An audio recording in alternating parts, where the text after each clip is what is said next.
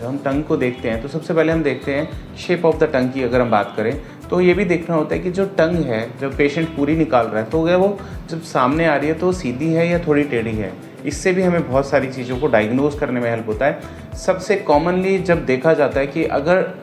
टंग टेढ़ी है, पेशेंट्स हल्की सी जीभ उसकी एक तरफ की तरफ झुकी हुई है, तो ये इंडिकेट करता है ब्रेन की कंडीशन को और साथ में पैरालिसिस को भी। पैरालिसिस अगर पेशेंट्स को है तो जर्नल में ऐसा देखा ही जाता है कि वो हल्की सी जीभ उसकी टेढ़ी रहती है जब वो बाहर निकालता है। दूसरा, चाहे वो पैरालिसिस के कोई सिम्टम भी नहीं हो, मतलब ऐसा ज़रूरी नहीं है कि उसकी बॉडी पे हाफ पोर्शन पे इफेक्ट आ रहा होगा इसलिए वो जीभ ऐसी निकाल रहा है, नहीं। कई बार हो सकता है उसको पैरालिसिस आके चला गया हो तब भी वो ठीक भी हो गया हो, तब भी कई बार अगर ब्रेन में कुछ इशू रहा होता है तो वो ये इंडिकेट करता है कि जीभ हल्की सी टेढ़ी होती है। दूसरा, ये इंडिकेट ये भी करता है कि बॉडी का अगर किसी हाफ बॉडी की अगर हम बात करते हैं, हाफ बॉडी किसी की बोलता है कि मेरे को एक ही तरफ दर्द है या एक ही तरफ मेरे को प्रॉब्लम, तब भी ये कुछ इंडिकेट करती है कि टंग एक तरफ झुकी होती है, जिसको डाइवर्टेड टंग बोला जाता है चाइनीज़ एक्यूपंक्चर में। तो हम ये भी डायग्नोज कर सकते हैं कि इस पेशेंट्स को जो प्रॉब्लम है वो असल में हाफ बॉडी पार्ट्स पे है, इसलिए टंग हल्की सी टेढ़ी है। दूसरा, हम एक चीज़ और देखते हैं टंग डायग्नोसिस में, जब हम शेप की बात कर रहे हैं, जो शेप है टंग की, वो टंग बहुत कड़ी हुई है,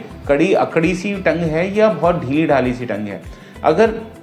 बात करते हैं अकड़ी हुई टंग और अचानक से वो पेशेंट बोलता है कि मेरी अभी टंग अकड़ी है, जल्दी में ही अकड़ी है, तो ये कहीं कहीं इंडिकेट करता है या तो पैरालिसिस की तरफ या हार्ट अटैक की तरफ, या तो उस पेशेंट को जल्दी कुछ ऐसा इशू हुआ है या उसको कुछ इंटरनल सिस्टम में ऐसे डिस्टर्बेंस है, तब ऐसा सडनली होता है। इसके अपोजिट में अगर बात करते हैं, पेशेंट्स की टंग अगर हम देखते हैं बहुत ढीली ढाली सी है, बहुत लचीली सी है, बहुत जैसे बहुत शिथिल बोलते हैं हिंदी में उसको, कि फ्लैसिड ऐसी है, बिल्कुल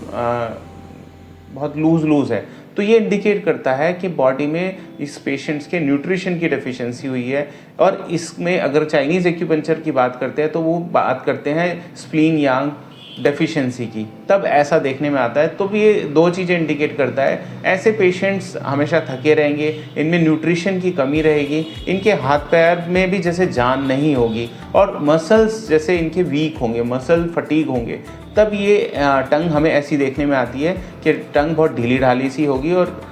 ये इंडिकेट करता है सीधा स्प्लीन यांग को, किडनी यांग को, मतलब यांग डेफिशिएंसी है उस पेशेंट्स के इंटरनल, चाहे उसके डाइजेशन में कुछ इशू रहा हो या उसके लीवर में, वो हम आगे बात करेंगे कैसे हम डायग्नोज करें। बट एक सीधी सिंपल सी बात है कि उसके मसल्स में न्यूट्रिशन डेफिशिएंसी है, उसकी बॉडी में न्यूट्रिशन डेफिशिएंसी है, इसलिए टंग ढीली ढाली सी है।